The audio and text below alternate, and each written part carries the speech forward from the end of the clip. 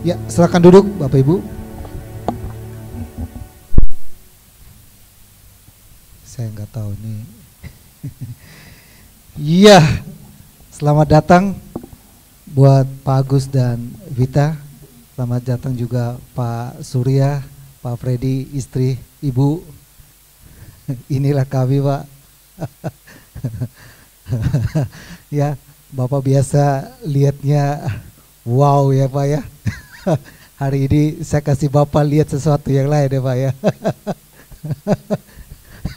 Lihat gereja kami yang baru merangkap Pak, anak baru 3 tahun Pak. Tahu ya, anak baru 3 tahun ya. Tapi kemarin Pak Freddy ingatin saya, motivasinya luar biasa, setia saja Pak Kem. Satu saat juga pasti besar. Amin. Setia saja. Pak Bu, saya jujur saudara, kami di Sinode ini, GBI ini, habis corona ini, kita kan ada pertemuan gembala-gembala, ada berapa gereja yang mau tidak mau, dan mereka bilang, kami angkat tangan. Dan saya kasih tahu Bapak Ibu, di Jakarta sini, gereja di Jakarta ini banyak gereja yang juga di bulan Desember, saya kenal orangnya karena saya tahu mereka bukan masalah finansial. Saya kenal pengusaha lumayan juga. Kalau saya ngomong nilainya lumayan karena saya tahu dengan mereka. Saya bergaul dengan mereka. Pak Surya yang tahu nih. Mereka punya sinode, jemaatnya lumayan banyak. Saya kan pernah ada di situ. Bahkan saya waktu itu saya bilang, wah hebat benar ini gereja. Tapi bulan Desember ini, habis Natal, mereka bilang kami tutup. Saya nggak tahu ya. Teman-teman juga gitu saudara. Mereka bilang saya nggak sanggup. Tapi hari ini kami baru 3 tahun. Tuhan tuntun kami sampai jalan. Amin. Amin ya. Saya mulai gereja ini bukan karena saya itu hebat atau saya itu siapa saya saudara. Mana nih Joni tahu. Orang yang sudah datang ke tokonya Joni tahu siapa saya. Saya orang mungkin ngomong saya luar biasa. Siapa sih Kem? Ya kan? Tapi saudara, saya mulai gereja ini, pegangan saya satu saudara, Alkitab. Ini saya pegang ini Alkitab gara-gara ini mama saya. Saya merantau dari Kupang, naik kapal laut, saudara tahu kapal laut, dari Kupang ke Surabaya, kami terkatung-katung di laut itu 7 hari.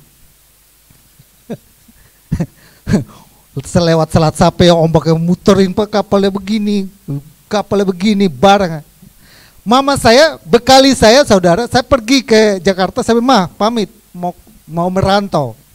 Yaudah sini, nanti mampir dulu sama mama. Iya, pastilah nggak mungkin kualat sama orang tua, mampir. Mama ada bekal kah? Mama ada, tenang saja. Mama ada bekal buat kamu. Udah, orang tua datang. Apa bekalnya Ma? Udah mau pamit jalan. Apa bekalnya? Dibungkus saudara. Saya masih simpan itu kenangan. Dia bungkus bekalnya. Ini nak, mama hanya punya ini buat kamu. Dia bungkus itu Alkitab saudara. Dia kasih saya pegang itu. Kamu kemanapun pergi, pegang ini barang baik-baik. Jadi saudara, saya sampai kuliah di Surabaya, saya di Perbanas kan. Teman-teman di sana juga sama. Setiap hari itu baca Alkitab. Pacaran juga baca Alkitab. Satu saat saudara, yang namanya orang desa, orang kampung, mainnya tanah, mainnya di laut, mainnya di hutan, mainnya sama monyet saudara. Dulu saya suka hampir saya digendong monyet. Monyet itu tinggi-tinggi saudara gini. Saya main sama mereka, datang di kota Surabaya, kuliah di Perbanas. Wow. Ya kan? Orang kampung kuliah di Perbanas. Wow kan? Ketemu yang bening-bening saudara. Istri saya lihat foto saya dulu waktu di kampung. Saya dulu saudara dari kampung rambutnya kayak gini saudara. Jadi ketemu dengan yang bening-bening tapi beda keyakinan. Wah, mulai satu. Tiap hari kan saya juga keluarga saya orang dekat Madura kan. Saya tinggal mereka. Ini Kem, kamu ini Kem. Terus saya mulai rapuh saudara. Teman-teman di sekeliling saya ini semua seperti itu semua.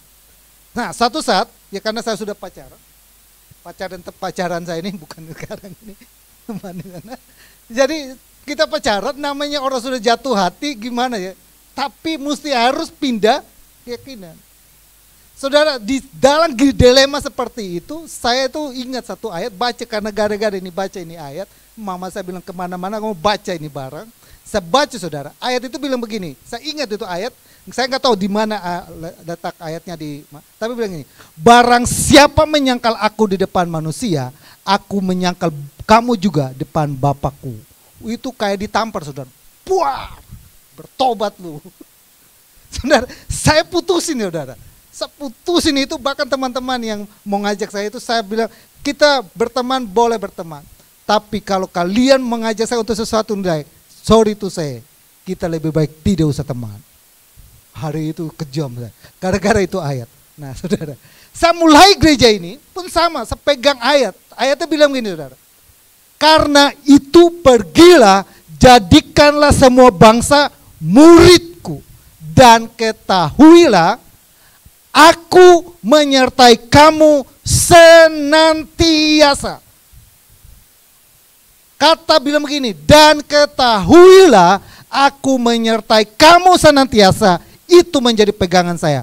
Mulai gereja ini. Ribut. Kita tabungan gimana ya? Sewa tempat gimana? Dulu kita sewa di P4 itu, saya kali jalan tuh 2 juta. Waduh, mau tidak mau anak korban kuliah ini. Kenapa? Kalau tabungan kita kuras buat mulai. Karena gara-gara pegang. Habis selesai minggu pertama perdana datang 70 orang. Wah, semangat luar biasa. Minggu kedua tinggal saya 15 orang. Mana nih? Leni yang tahu saya. Pulang sampai di rumah nangis kita. Tuhan, katanya Tuhan menyertai saya. Katanya Tuhan mau berkati saya. Kenapa kayak gini nih? Bagaimana ini? Ya, tapi saudara, seperti Pak Freddy bilang, setia saja, maka semuanya itu akan ditambahkan. Setia. Dari awal saya buka ini, Leni jadi saksi hidup. Tidak pernah saya off-kan gereja ini. Amin ya. Seberang kita ini ada gereja juga kan. Dia tiap minggu kelima dia off. Saya minggu kelima tetap jalan. Amin ya. Sekalipun Bapak Ibu perhatiin, kami masih tertati-tati. Tapi itulah campur tangan Tuhan. Amin. Nah, hari ini kita belajar satu kebenaran firman Tuhan. Tema kita adalah, saya ingin sharingkan tema ini dari awal supaya Bapak Ibu yang mungkin baru hadir ini adalah tema di tahun ini, tahun 2022. Saya canangkan sebagai the year of ATB. Apa itu ATB? Allah turut bekerja. Nah, dasar ayatnya di mana? Dasar ayatnya adalah Roma pasal 8 ayat 28, kita tahu sekarang bahwa Allah turut bekerja dalam segala sesuatu untuk mendatangkan kebaikan bagi mereka yang mengasihi Dia, yaitu bagi mereka yang terpanggil sesuai dengan rencana Allah. Kata Allah turut bekerja. Lalu kenapa kita harus next? Kenapa? Nah ini saya baginya gini saudara, saya bagi di dalam tema itu dibagi di 4 bulan, tiap 3 bulan. Bulan Januari sampai dengan bulan yang Maret, temanya kita adalah melibatkan Tuhan. April sampai Juni, dan hari ini kita sampai di tema yang keempat, namanya love story, mengasihi Tuhan dan sesama. Love story, tahu ya love story ya, ada filmnya. Nah, kenapa kita harus mengasihi? Nah, subtema kita adalah tentang bulan ini di Oktober, November, Desember, dan puncaknya kita di perayaan Natal tanggal 25. Itu kita temanya adalah unconditional love. Yohanes pasal yang ke-15 ayat 9, tinggallah di dalam kasihku itu. Tuhan menganjurkan kita untuk tinggal di dalam kasih. Yang kedua, berikut lagi cepat aja karena itu hanya garis besar. Inilah perintahku. Kita perintah Tuhan untuk kita tinggal dalam kasih. Berikutnya, next. Lalu yang kedua adalah marilah kita saling mengasihi sebab kasih itu berasal dari Tuhan. Karena kasih itu berasal dari Tuhan. Tuhan itu kasih. Berikutnya next. Ini ayatnya, sebab Allah adalah kasih. Berikutnya lagi yang ketiga. Ini alasannya kenapa tema ini adalah kasih yang sempurna melenyapkan ketakutan.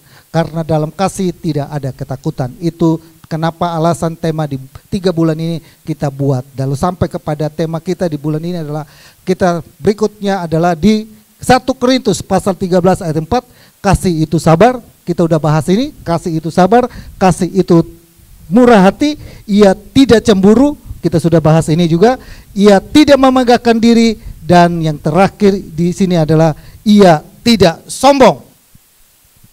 Nah, ia tidak sombong. Nah ini, hari ini adalah kita belajar tentang kasih itu tidak sombong. Amin ya.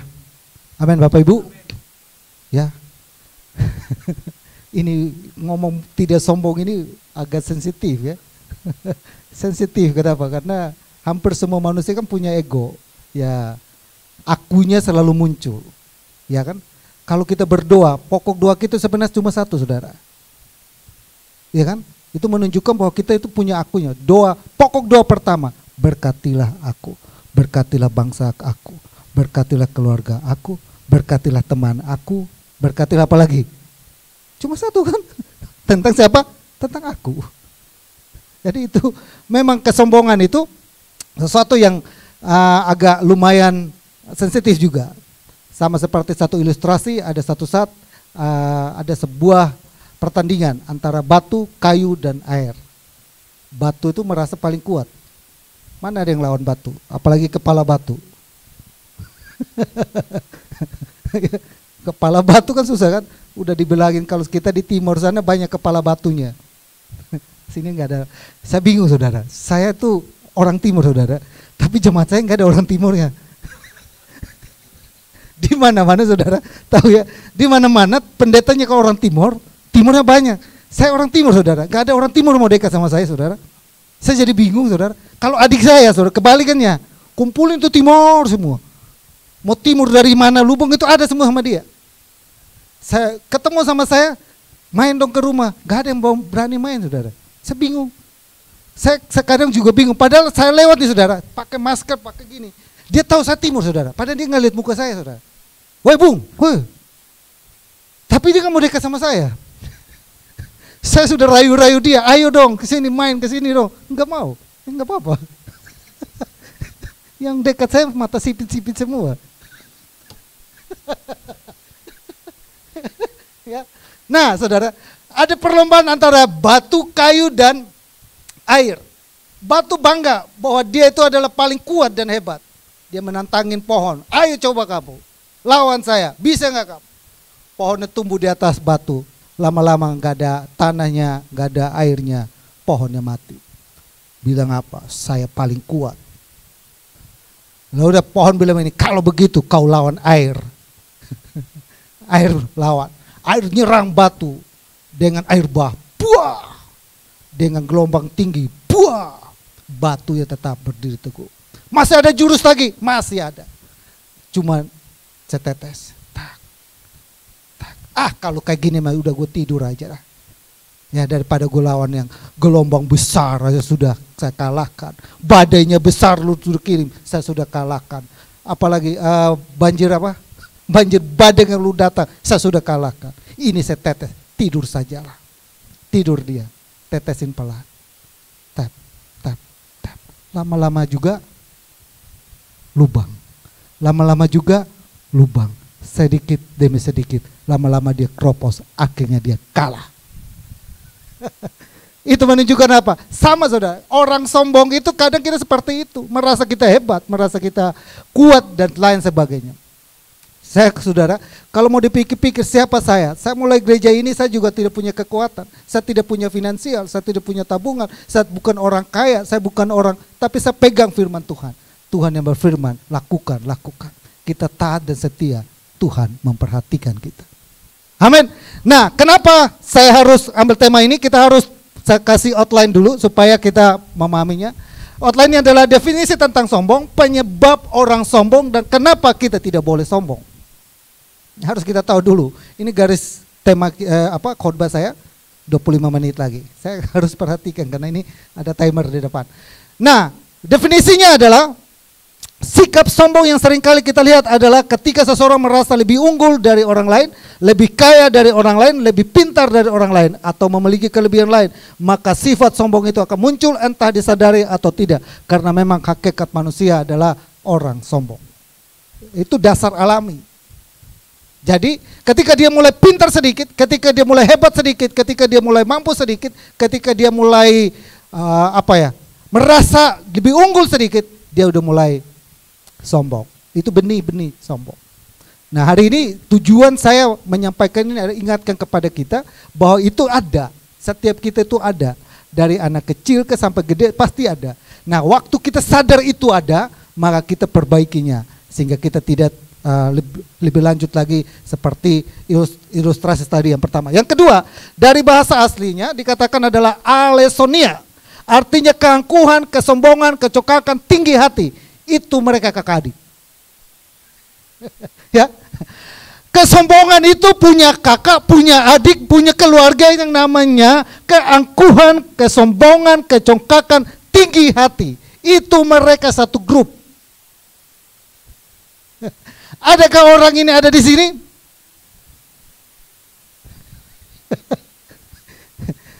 Gak ada di sini. Di sana sini banyak. Nah, tinggi hati, kecongkakan. Nah, kenapa? Nanti kita masuk ke poin yang ketiga. Kenapa kita harus tinggalkan itu? Kenapa kita tidak boleh seperti itu? Bahkan kasih itu tidak boleh sombong. Kasih itu tidak sombong. Kenapa? Nanti kita bahas. Nah, berikutnya adalah, saudara, kita masuk di bagian yang kedua adalah penyebab orang sombong. Nah, ini penyebab orang sombong. Ada 4 penyebab orang sombong. Yang pertama adalah orang sombong kalau bertambah hartanya. Ya. Saya pernah, saudara, ada orang yang saya juga bingung ya. Nah, namanya kita pendeta ya. Kita pendeta. Jadi kita bisanya kita adalah menopang dan mendoakan, mendukung dalam doa. Saya bilang begini, Pak, saya dukung Bapak dalam doa. Kamu ya, adapun saya dukung kamu, kenapa kamu harus dukung saya dalam doa? Saya tidak perlu butuh kamu dukung saya dalam doa. Wow, saya mau buat apa? Ya kan? Ya. Jadi ketika bertambahnya harta, benda yang ada seringkali membuat orang itu sombong dalam kehidupan kita. Maka mulai hari ini ketika kita mulai bertambah harta, kita ingat ini. Bertambahnya harta dapat menjadikan seseorang menjadi sombong. Harta seringkali sebagai pemicu membuat seseorang semakin sombong. Itu sebabnya kalau kita jumpa di jalanan, nah ada orang yang ugal-ugalan, nah ada orang yang ini sudah mulai ini. Nah, hari ini jemaat Tuhan yang ada di sini, kita harus bertobat dari sombong. Amin. Ada anak pendeta sama anak polisi sombong-sombongan. Anak pendeta bilang gini, kamu tahu tidak, papa saya itu paling jago. Kenapa? Papa saya cuma 1 tangan, itu mobil semua berhenti. Iya kan? You know? Paling kasih sombong.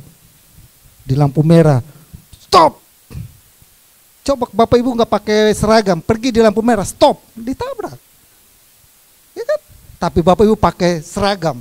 Sekalipun mungkin Bapak Ibu bukan polisi, Bapak Ibu berdiri itu, stop, ini stop. Hebat anak polisi, anak pendeta juga mau kalah. Papa saya juga hebat. Apa hebatnya? Papa saya sekali khotbah butuh 10 orang kumpulin duitnya. Kalau gerejanya di tempatnya Pak Surya ya, lebih ya Pak ya. Sekali khotbah butuh puluhan orang kumpulin duitnya. Hebat juga Pak Pendeta ini ya. Karena apa saudara?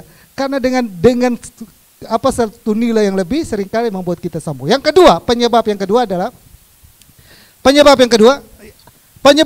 adalah bertambahnya kedudukan.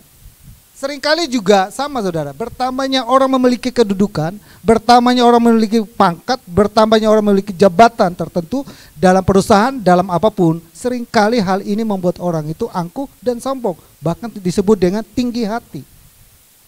Sini nggak ada, amin ya, sini nggak ada. Nah inilah yang harus kita jaga. Lalu yang ketiga, kenapa kita tidak boleh, penyebab seseorang itu sombong, yang ketiga adalah bertambahnya ilmu. Ini juga saudara, Vita ini saya salut juga sama Vita. Vita master ada berapa Vita? 2 ya. Masternya ada 2 tapi tetap mau datang di gereja saya sini. Amin ya. Jangan sampai saudara, dia udah profesor. Teman saya ini kan, pembina kita ini kan teman. satu angkatan di Salatiga, dia udah gelarnya udah doktor kan. Bahkan kemarin dia bilang, istri bilang, dia udah mau ambil doktor lagi, tapi itu doktor teologi, dia mau ambil doktor lagi, tapi doktor pendidikan, ini dia mau doktor teologianya. Saya bilang, lu ntar lagi profesor, lu kejar jangan doktor, profesornya, nanti satu lagi lu kejar lagi, ALM. Nah, itu sudah selesai. Ya kan? Dengan bertambahnya ilmu seringkali membuat orang juga menjadi sombong. Pendidikannya, titelnya tinggi, seringkali menjadi orang yang sombong. Ya, Bapak Ibu perhatikan, kita di teman-teman saya yang pergaulan di komunitas saya, dia dulunya saya bingung juga. Ini orang juga hebat dalam analisis Alkitab, hebat luar biasa. Tapi lama-lama saya perhatikan, kok ilmunya makin tinggi, kok makin ngaco. Ya kan? Ilmu makin tinggi, makin pintar, makin ngaco. Ya kan? Nah, itu akhirnya membuat dia menjadi sombong. Lalu yang terakhir, ini yang agak sedikit juga ada di gereja. Yang terakhir adalah bertambahnya dia taat, dia juga bisa menjadi orang yang sombong. Bertambahnya dia rajin ke gereja, dia rajin ibadah, dia rajin berdoa, dia rajin apa lagi? Baca Alkitab dan rajin semua. Seringkali juga membuat orang itu menjadi sombong. Tanpa disadari. Ya, tanpa disadari orang itu juga dia mungkin rajin, lalu dia menganggap remeh orang lain. 2 minggu lalu kalau nggak salah istri saya sudah singgung, seperti jemaat yang ada di Efesus. Jemaat yang ada di Efesus itu Tuhan kecam mereka. Kenapa Tuhan marah sama mereka? Mereka orang yang taat luar biasa. Mereka menjaga kemurnian imannya. Mereka apalagi mereka benci kepada ajaran Nikolaus.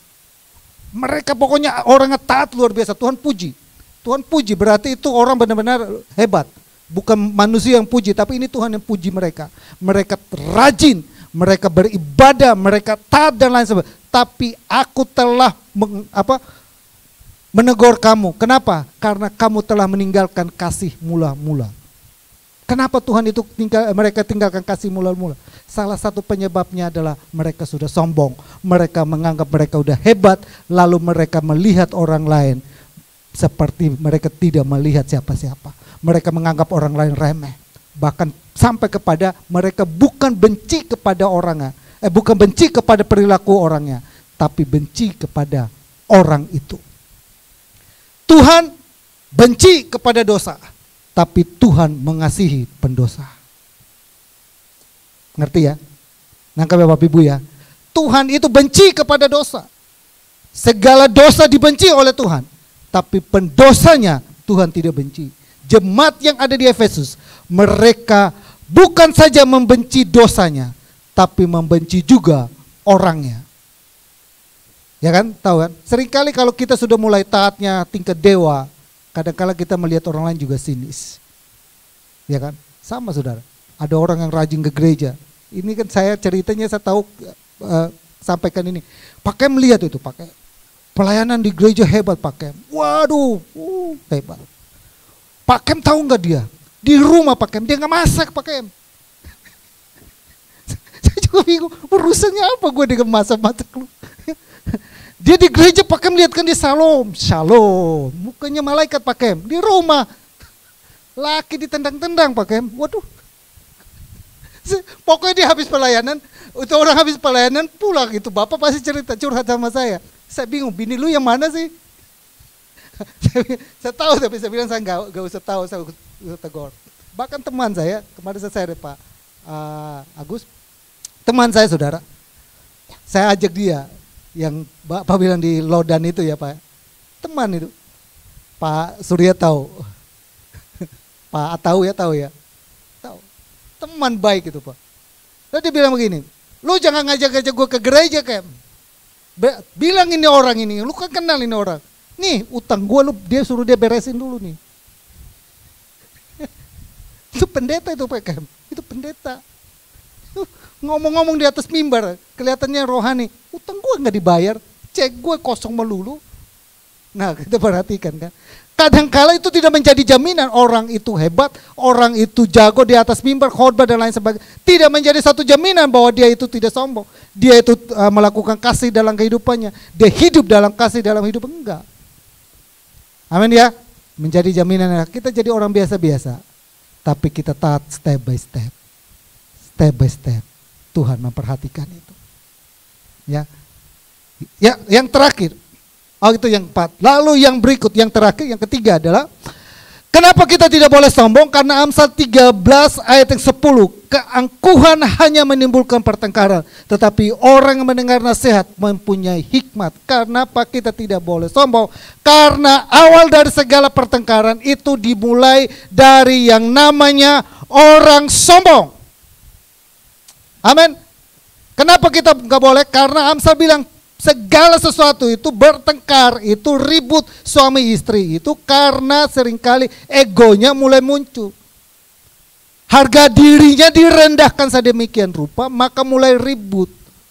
Gak heran kalau Pak Sambo marah. Ya kan? Punya jabatan, punya kedudukan, punya harta benda. Ya kan? Datang waktu itu kan mobilnya keren ya Pak ya.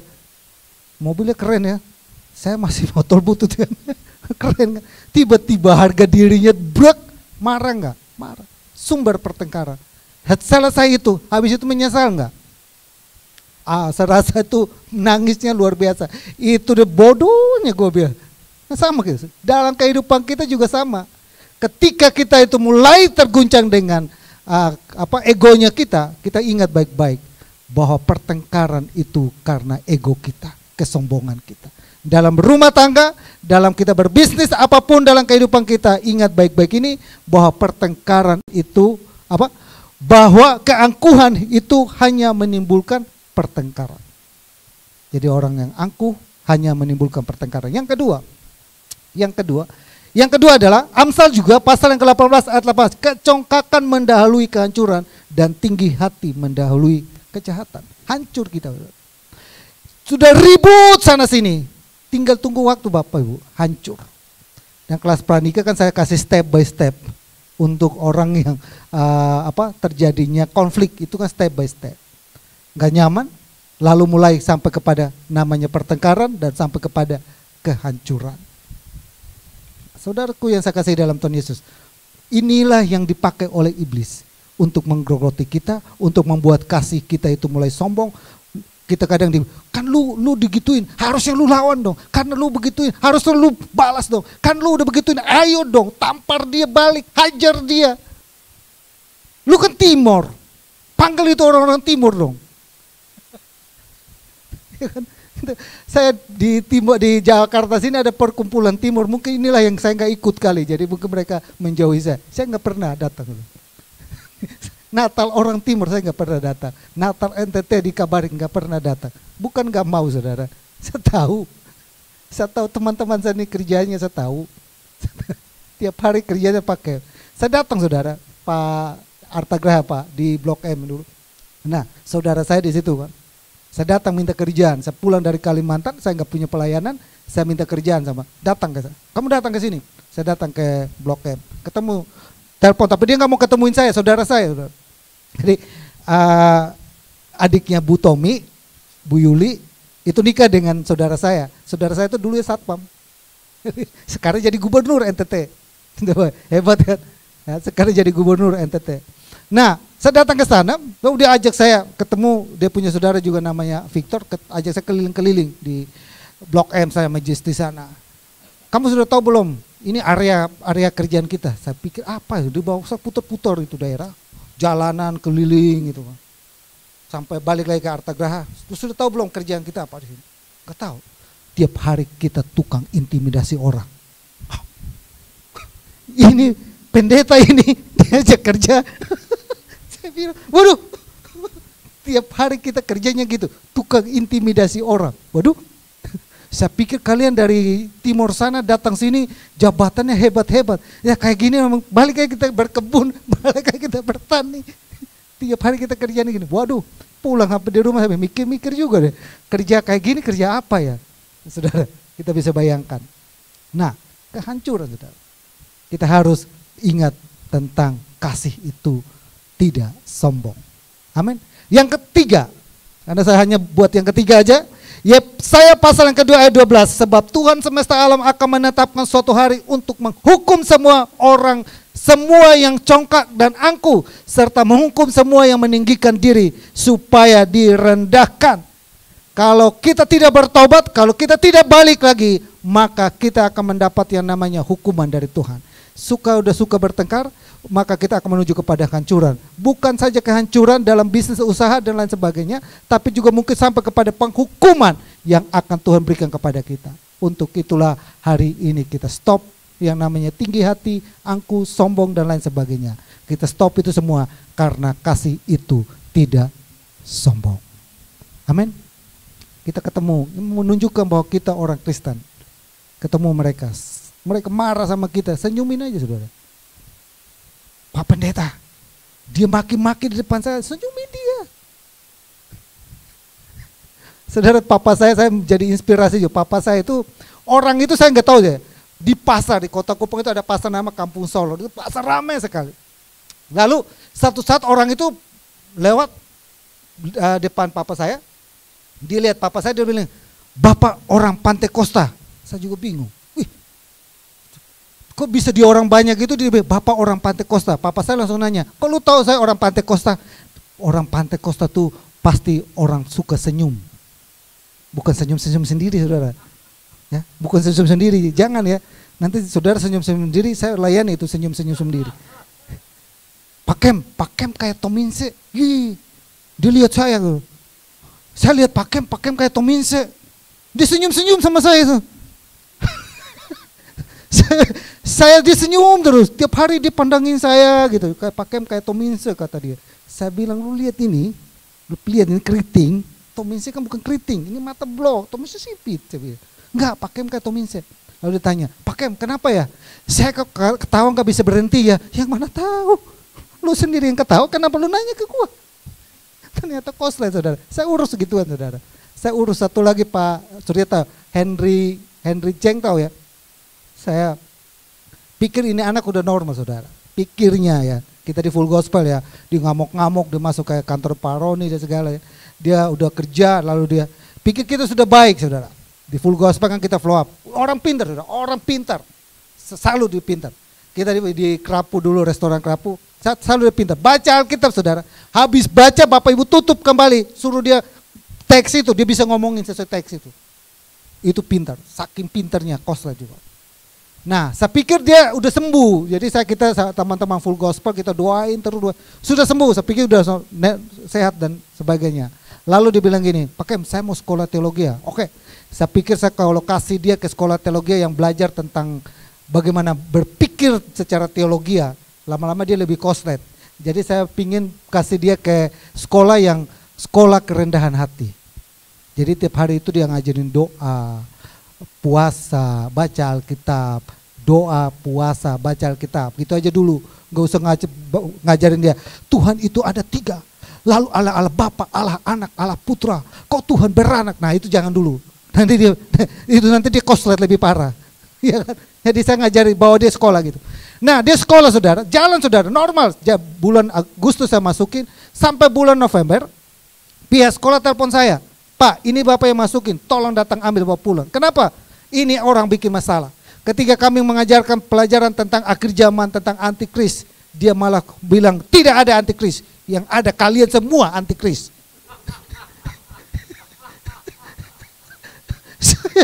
Bapak datang sudah. Saya bilang, waduh, saya yang tanggung jawab karena saya yang ngutus kan. Saya yang ngutus seperti Pak ngomong sama Pak Roni, bagaimana Pak? Kem lu datang. Sudah datang pertama kali pihak sekolah bilang, oh kami sudah doakan.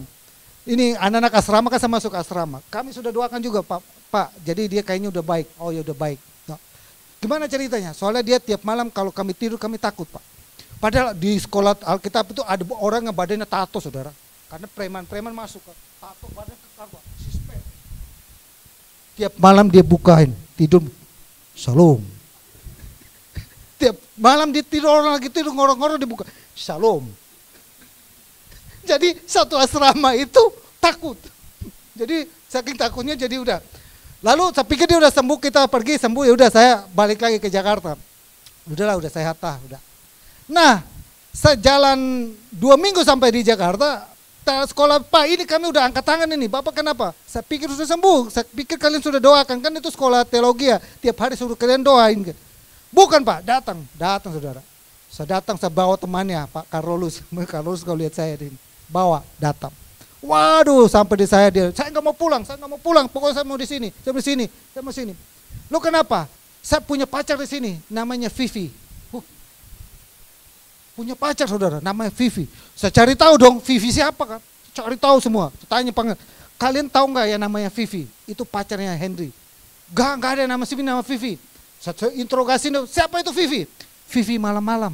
Hah? Vivi malam-malam. Oh, saya panggil si Vivi malam-malam siapa? Oh Pak, dia suka ke kamar mandi. Dia malam-malam di kamar mandi. Dia cium-cium sendiri di kamar mandi Pak. Gitu kan.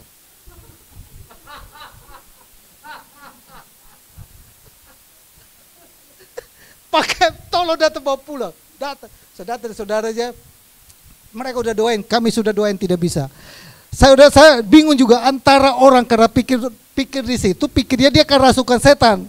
Taunya kan ini orang gila. Orang gila saudara. Nah, dia gila kenapa saudara? Karena dia nggak tidur 3 hari 3 malam. Baru saya tahu penyakitnya. Pak Rone bilang, Kem, lu nggak usah doain. Itulah yang saya selalu sama Pak. Lu nggak usah doain, lu pergi ke apotek, lu beli obat tidur. Saudara. Karena kita pikir kita rohani kan, thanking lu, pergi, dia nggak pergi, apa loh? Malah kita dipermainkan kan, kasih obat tidur, ya kasih obat tidur. Habis kasih obat tidur nyambung saudara, nyambung. Baru dia tidur seharian kita biarin, saya sama Carolus nginep di hotel, selesai dia nginep pulas, baru kita ngomong dia nyambung. Ya udah saya mau pulang. Tapi sebelum pulang saya bawa rehab. Rehab kurang lebih 6 bulan. Habis 6 bulan saya pergi ngambil. Saya tanya pada rehab, udah sembuh? Sudah Pak. Kami udah tes, sudah normal. Oh iya. Oke Pak, silakan bawa pulang. Pak, saya minta tolong ya Pak, kasih obat lagi Pak. Saya takut di kereta Pak. Saya bawa kereta atau saya naik kereta, saya takut pesawat, naik pesawat tiba-tiba dia lompat. Saya naik kereta saja, kalau lompat, lu jatuh kan masih ada yang pungut. Saya naik kereta, saya duduk bersebelahan dengan dia. Duduk jalan, tidur bangun. Saya lihat komando, Pak minum obatnya. Oh ya. Obatnya mulai kamu, Mama minum obatnya Pak. Mama minum obatnya Pak. Sampai ke keluarga saya serahin. Pokoknya lu minum obatnya, saya serahin kembali ke keluarga, baru gue pulang. Saudara, bayangkan saudara, kita kalau dalam hidup ini kalau kita tidak punya kasih, kayak gitu-gitu diurus mau nggak? Dia pernah hilang loh saudara, Pak Surya masuk di Indosiar itu pernah hilang tuh. Di Jakarta sini hilang, itu kejadian mulai dari dia hilang karena mamanya meninggal, papanya meninggal di gereja, di rumah duka Husada, dia anak sendiri. Lalu di rumah duka Husada itu bikin ibadah penghiburan, orang mati kan nyanyi, orang gereja kan tahu kan, orang mati kan nyanyi. Mana ada orang gereja mati? Pergi nangis-nangis, enggak, kita pergi nyanyi-nyanyi. Dia pergi di sebelahnya, dia ambil mikir, orang berduka lu orang nyanyi, bego-bego lu orang, ditegorlah sama sebelahnya. Oh pulang, dia buka baju, ditelanjang bulat. Waduh, tengah malam saya diteleponin, suruh urus. Kalau bukan karena kasih, tengah malam diganggu, jam 12 malam, saya harus keliling kota Jakarta untuk bikin laporan, cari ini orang kemana. Akhirnya gue udah tengah malam gak bisa sampai pagi jam 3 apa jam 4 pagi udah pulang tidur. Terakhir berita ketemu di Blok M dalam keadaan telanjang. Saya pingin cari dia lagi, satu saat saya bawa ke sini. Tapi dia kesaksian, minum obat dulu. Ya, kita perhatikan bahwa dalam kehidupan gini harus kita memiliki kasih. Kasih itu tidak sombong. Apapun status kedudukan kita dalam kehidupan kita, kita sama di mata Tuhan. Mau kita orang kaya, mau kita orang miskin, di mata Tuhan kita tetap manusia, sama, gambaran dengan Dia. Tuhan Yesus memberkati, kita doa buat firman Tuhan yang ada. Segala puji dan syukur bagi nama-Mu Bapa, kami bersyukur buat hari ini, Tuhan sudah tolong kami Bapa lewat kebenaran firman-Mu. Hari ini kami belajar 3 hal dalam kehidupan ini untuk kami tidak boleh sombong dalam hidup ini, karena kami tahu dalam kesombongan itu ada pertengkaran, dalam kesombongan itu ada kehancuran, dalam kesombongan itu ada penghukuman. yang akan Tuhan berikan dalam kehidupan ini. Kami sadar kami bertobat dalam kehidupan ini, dan kami kembali, kami memiliki hidup yang penuh dengan kasih, terus terpancar dalam kehidupan ini. Terima kasih Bapak, dalam nama Yesus. Haleluya. Amin.